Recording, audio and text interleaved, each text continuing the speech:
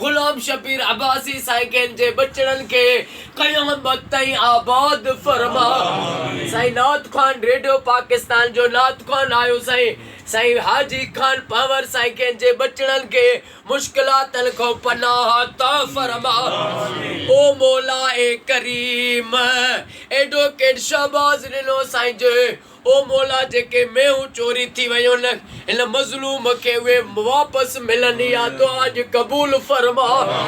फैज़ मोहम्मद भंड साईं जा बेड़ा पार फरमा। ओ मौला छक्के लाल नल करन इन ला फर्क दुआ छक्के नाल जेके निकरन ता ओ पानी मौला ये जेके केनाल ये पंजाब वारा केनाल था कढन सिंधु ते धाड़ो ताणन ये केनाल कॾहिं भी न कढी सघन सिंधु दरिया सिंध जो या दुआ कबूल फरमा।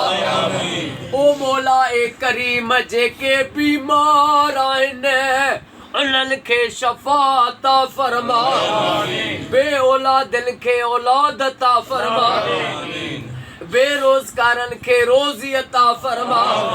सही भूरल शाह सा जेके फकीर आयो न जा बच्चा घर आबाद फरमा। साफी हाकिम अली रिंद साईं जा बच्चा घर आबाद फरमा। ओ मौला सजे पाकिस्तान में सऊदी में ईरान में इराक में शाम में फलस्तीन में मिस्र में घर घर में लख सलवातू थियल अम्मा ज़ैनब जी चादर जो वास्तो थिया दुआ कबूल फरमा। मोहम्मद असलम पठान साईं जा बच्चा घर आबाद फरमा। गुलाम शबीर आराई साईं जा बच्चा घर अमड़ियूं न्याणियूं आबाद फरमा। इन्नल्लाह व मलाइकतहु युसल्लूना अलल नबी